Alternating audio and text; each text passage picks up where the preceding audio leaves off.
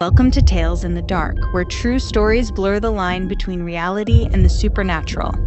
In Story 7, a couple embarks on a journey to pay their final respects to a beloved cousin. But as they travel deeper into grief, strange occurrences begin to unfold, hinting that they might not be as alone as they thought. With each mile, the unease grows, revealing shadows that linger far beyond the cemetery gates. Get ready for the old lady at my cousin's burial.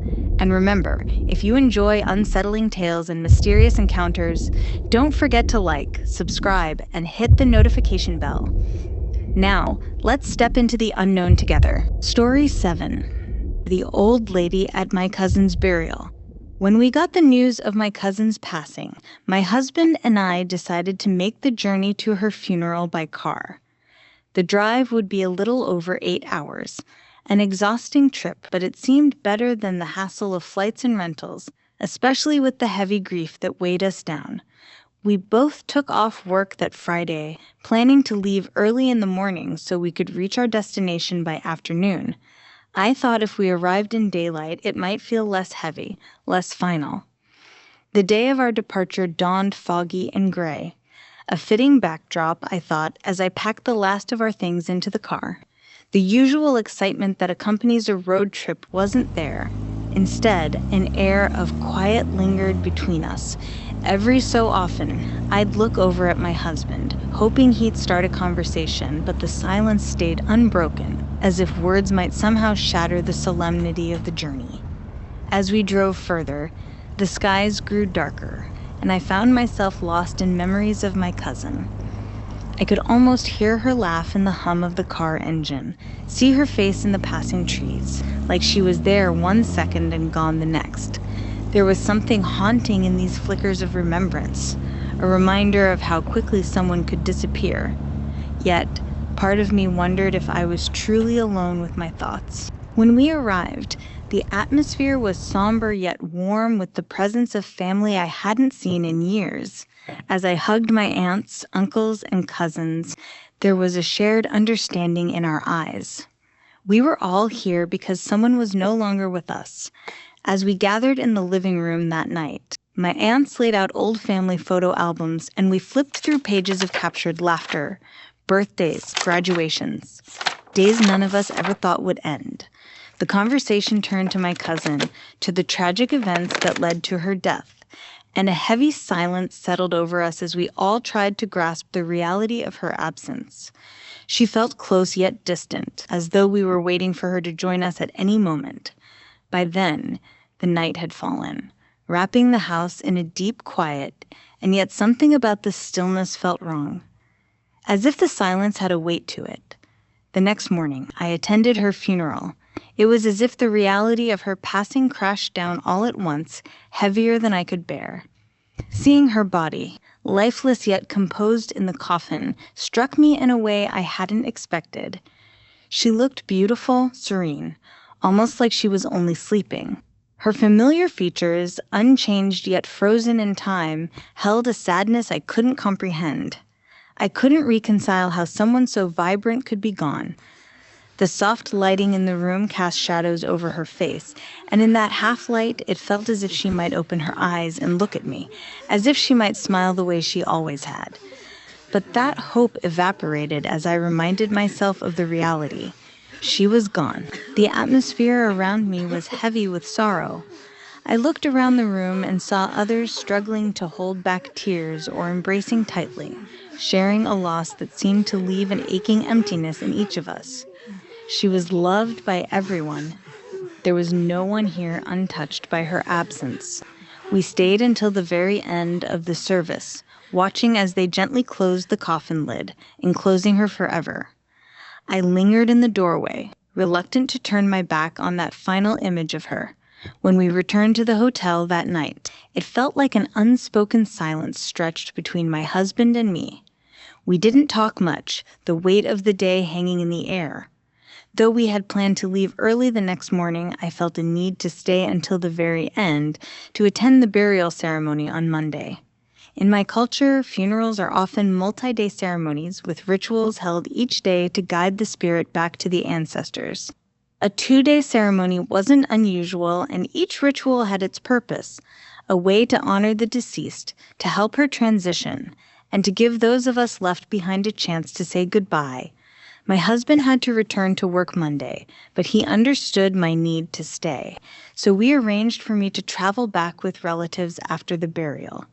On Sunday morning, he left for home in the early afternoon. Watching him drive off was like stepping out of a comforting shelter into a storm. I suddenly felt alone, vulnerable. The house where the family had gathered was different now, quieter and dimmer, and I was acutely aware that each moment brought us closer to the final farewell.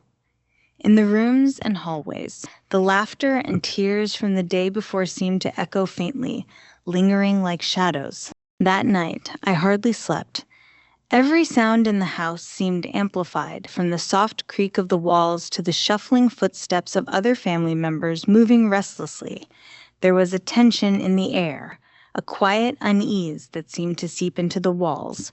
When I finally closed my eyes, images of my cousin filled my mind, her smile, her laugh, her warmth.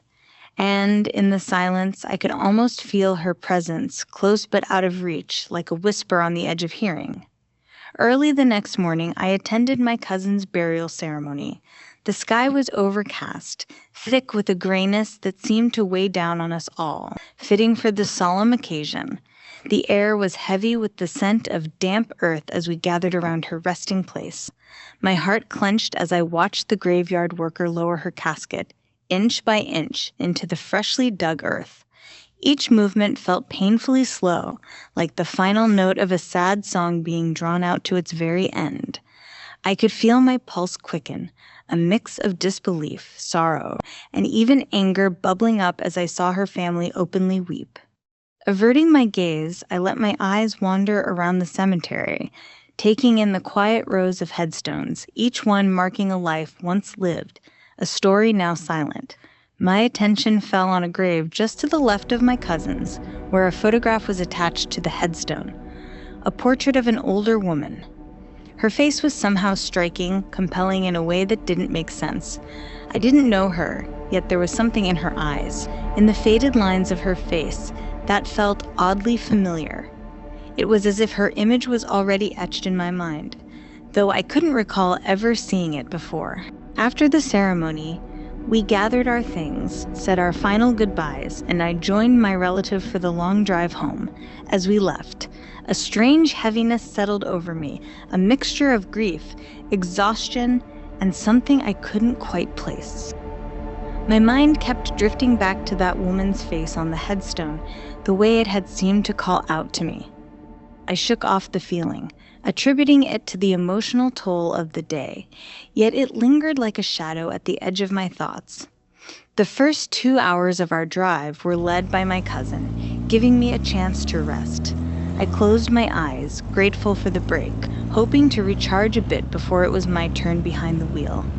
The events of the past days weighed on me heavily, my mind drifting between uneasy dreams and flashes of memory.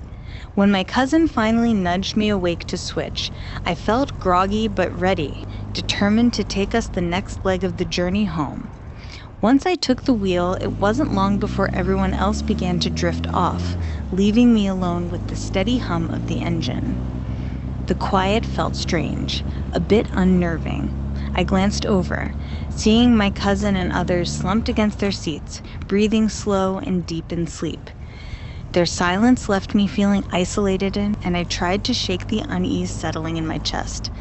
An hour into the drive, the road ahead was clear, the sun casting its late afternoon light across the fields and trees, creating long shadows along the highway.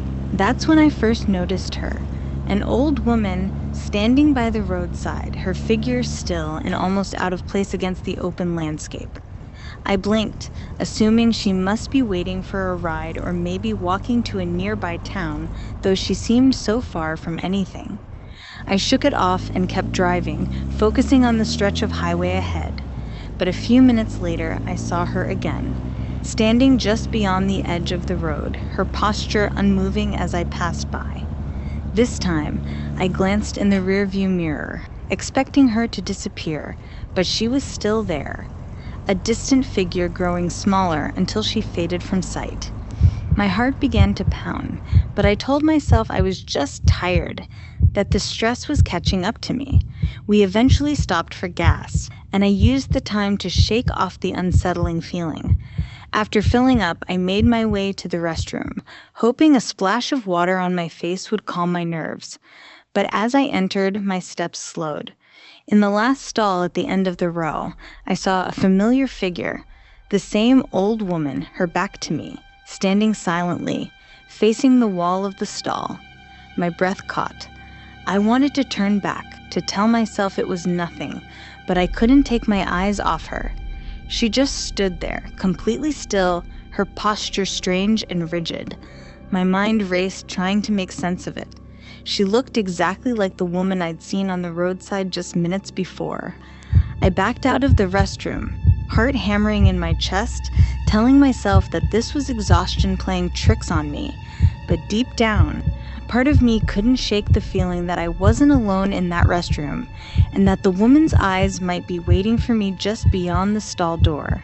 As the drive continued, I tried to shake the image of the old woman, the one I'd seen by the roadside, the one in the gas station bathroom stall, silent and still.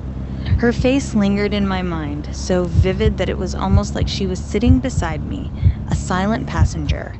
I kept glancing at the side of the road, half expecting to see her standing there again, waiting with those same watchful eyes.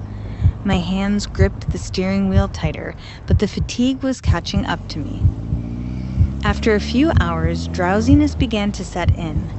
My vision blurred at the edges, and I struggled to focus, feeling that strange, inexplicable heaviness pressing down on me. I knew it wasn't safe to keep driving, so I woke up my cousin to switch. As I settled into the back seat, exhaustion wrapped around me like a blanket, and I closed my eyes, hoping to get some rest before my turn at the wheel again. It wasn't long before I drifted into a dream, or at least I think it was a dream. In it, I saw her again. The old woman was there, though her figure was blurred, shrouded in shadows. She stood just out of reach, her mouth moving as if she were trying to speak, but no sound came. Her face seemed both close and impossibly far, her expression one of desperate urgency, her eyes fixed on me. I strained to understand, to hear what she was saying, but her words slipped away like whispers carried off by the wind. Then suddenly, she seemed to draw closer, her eyes wide and unblinking, and an intense chill flooded over me. I jolted awake, a cold sensation crawling down my spine and spreading across my skin.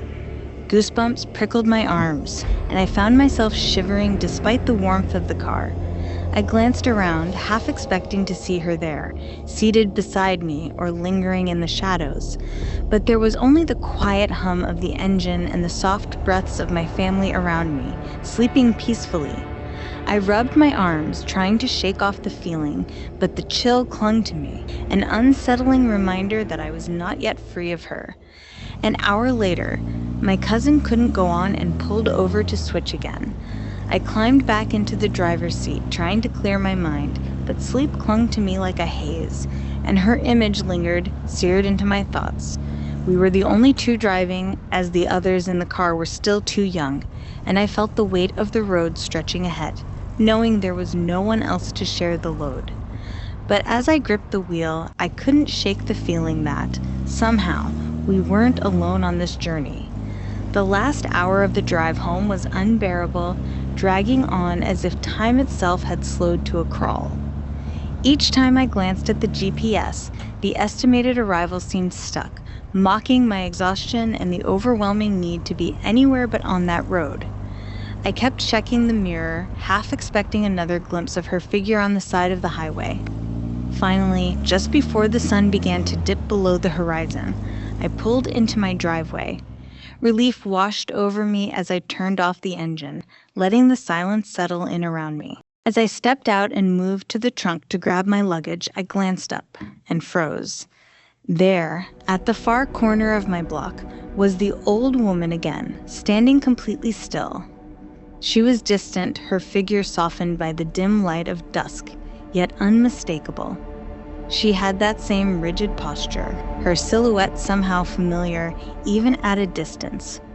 My heart felt as if it had stopped, my breath caught in my throat, and for a few seconds, I couldn't move, rooted in place by a cold, creeping dread. Had she followed me all the way here? Why was she here? My mind raced through every reason, every possibility, but none of them made sense.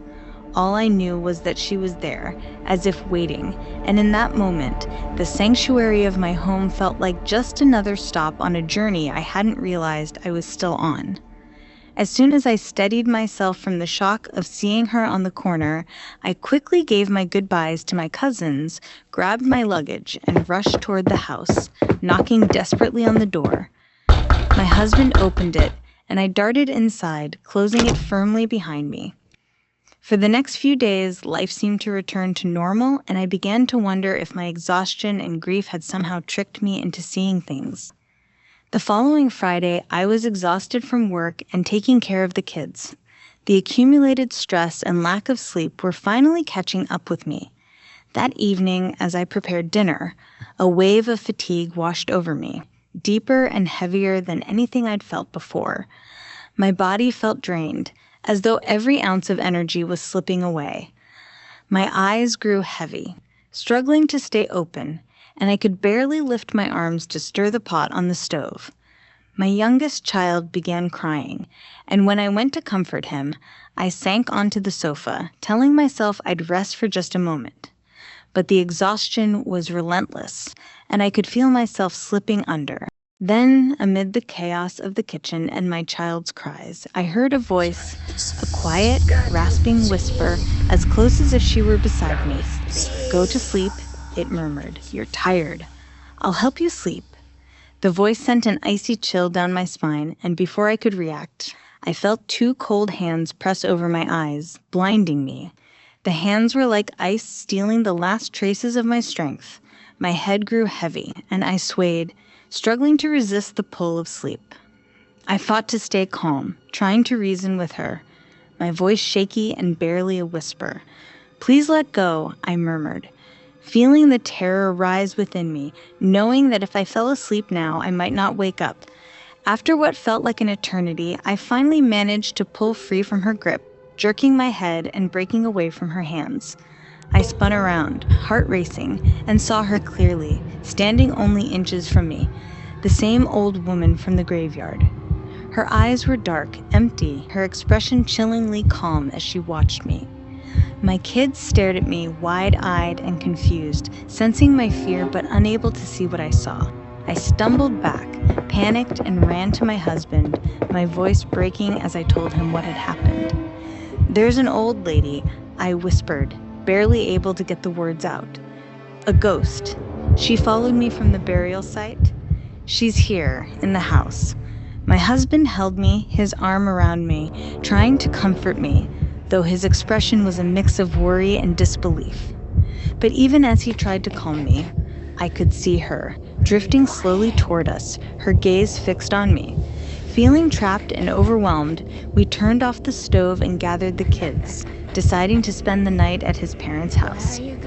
As we left, I kept my eyes closed, hoping that by some miracle, she wouldn't follow us into the night. We stayed at his parents' house for a few days, hoping the distance would keep me from experiencing anything unusual. After that, we returned to our home. I couldn't sleep for the first few nights, lying wide awake with insomnia and anxiety, replaying what had happened. As the weeks passed, things gradually returned to normal, yet sometimes I could still feel her presence lingering in the house. Occasionally, I'd catch a glimpse of a shadow at the corner of my eye or hear faint footsteps in the hallway at night. Each time I woke up to use the bathroom, my husband had to accompany me. I no longer had the nerve to go alone. I couldn't even bring myself to turn off the lights, leaving that to him as well. I don't know if she stayed behind in the house or if there was another reason why the haunting finally stopped. Whatever the cause, I'm just grateful it's over, and I no longer have those unsettling paranormal experiences. Now, as I settle into our new home, I can finally feel a sense of peace returning, a freedom from the shadows that once seemed to follow me. Thank you for joining us on Tales in the Dark. As we leave behind the unsettling tale of a spirit that followed from the grave to the doorstep, we're reminded of the mysteries that linger in places of sorrow. When we grieve at a gravesite, our deepest emotions can act as a beacon, attracting unknown presences that may pick up on our vulnerability and follow us home. Why they attach to certain individuals remains a chilling mystery, but one thing is certain.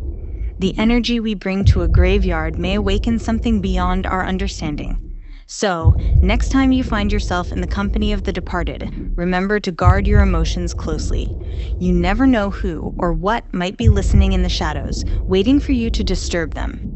If you enjoyed tonight's tale, don't forget to like, subscribe, and hit the notification bell to stay connected to more stories exploring the thin line between the living and the supernatural. Until next time, stay vigilant and beware of what might be watching from the dark.